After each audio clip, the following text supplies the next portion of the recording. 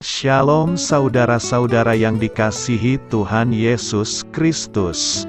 Selamat pagi, selamat berjumpa dalam renungan pada pagi hari ini.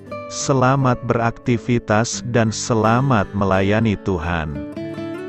Kita bersyukur karena kemurahan Tuhan. Hari ini kita boleh bangun dengan kekuatan baru. Semua karena anugerah Tuhan. Saat ini sebelum kita mendengarkan renungan firman Tuhan, marilah sama-sama kita berdoa.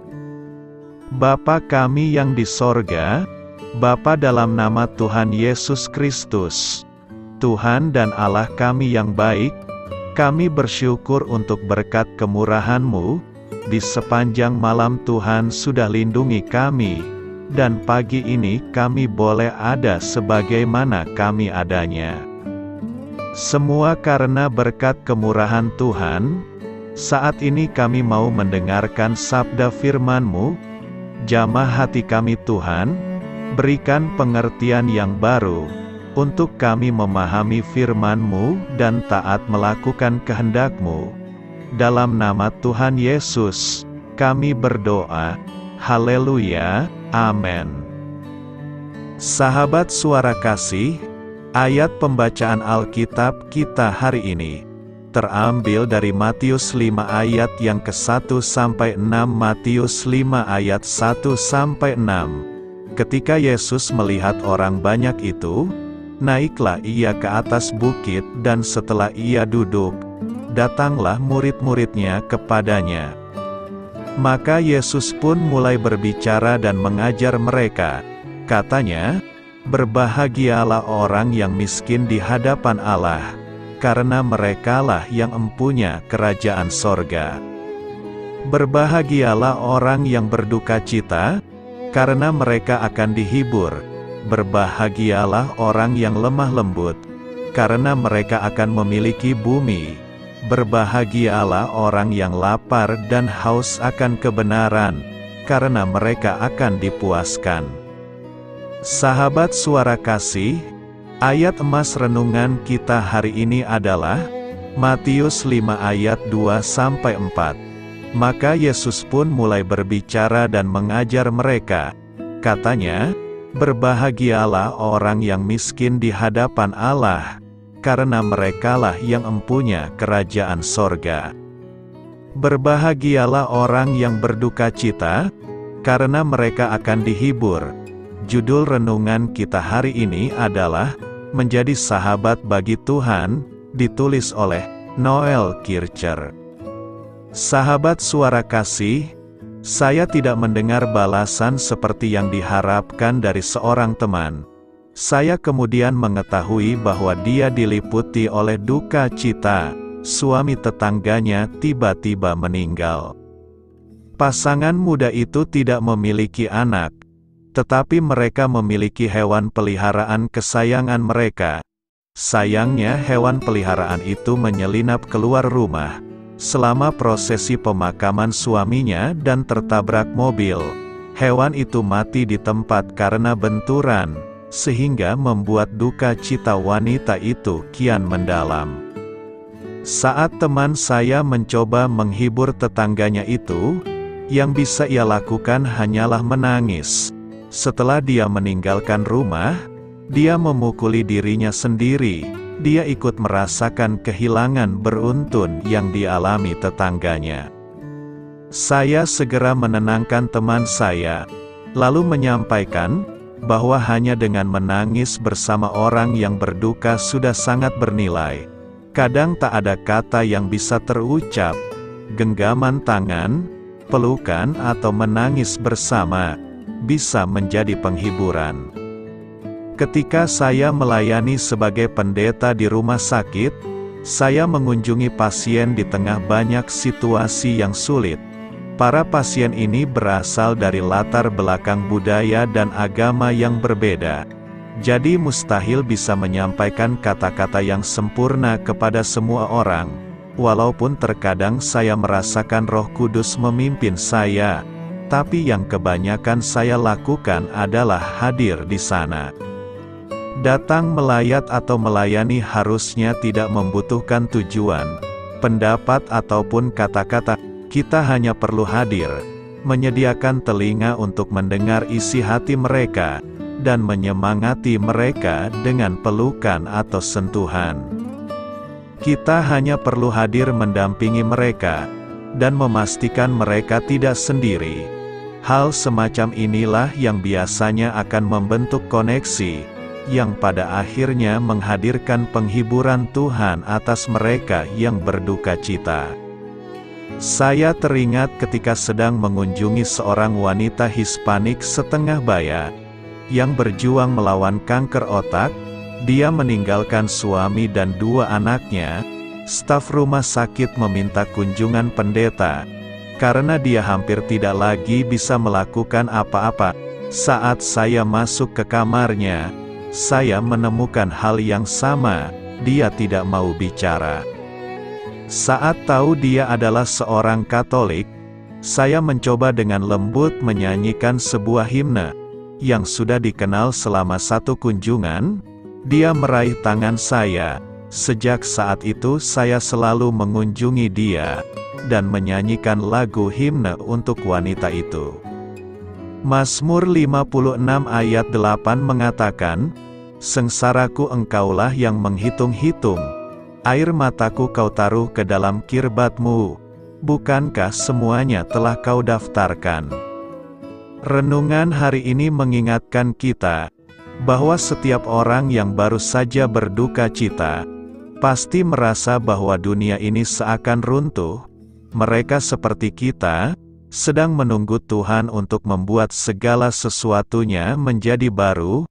Tuhan menawarkan kepada kita harapan, bahwa bahkan saat dalam duka, Dia mampu menghibur kita.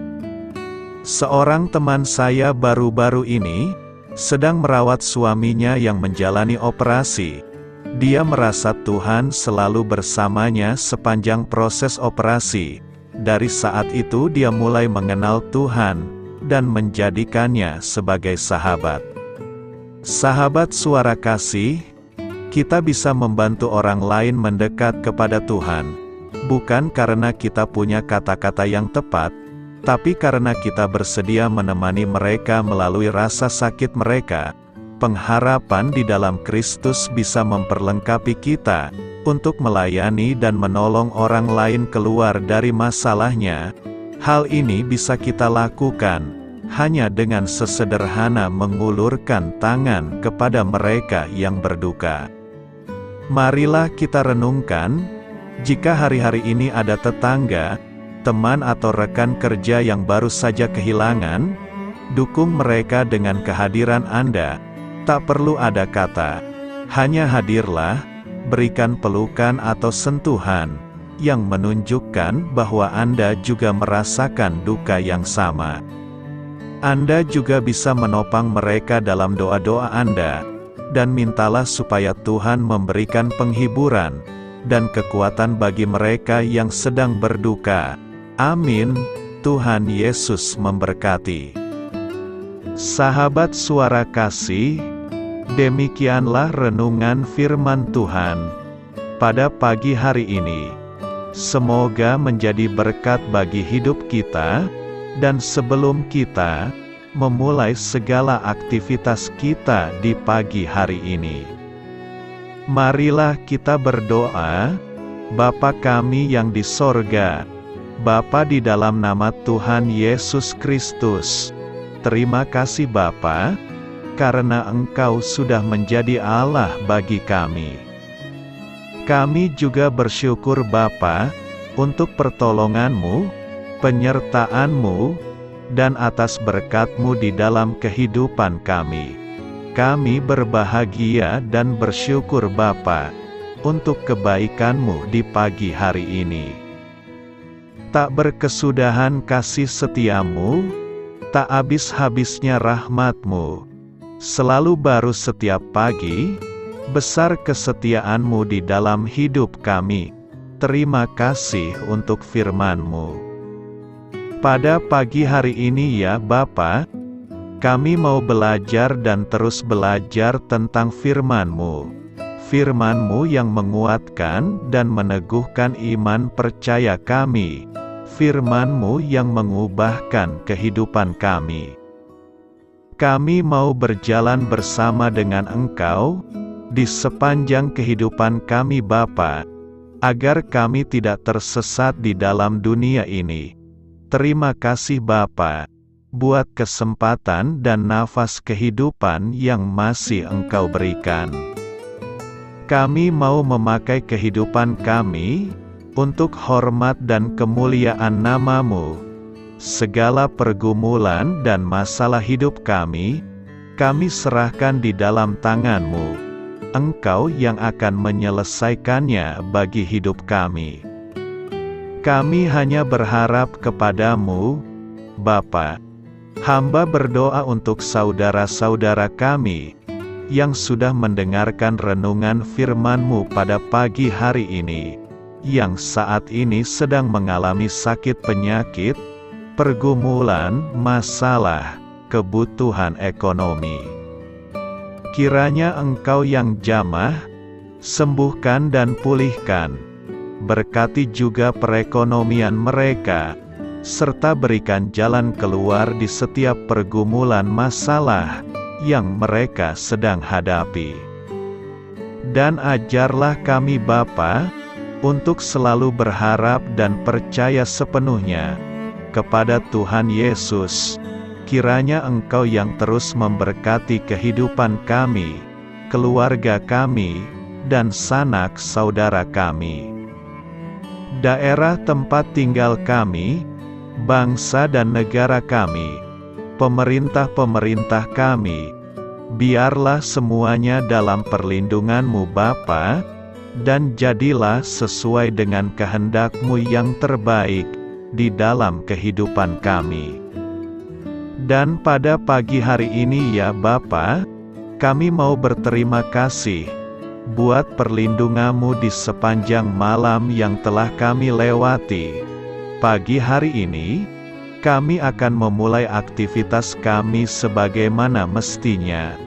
Kami yakin dan percaya, perlindungan-Mu tetap ada di dalam hidup kami, dan juga di sepanjang hari yang akan kami lewati ini.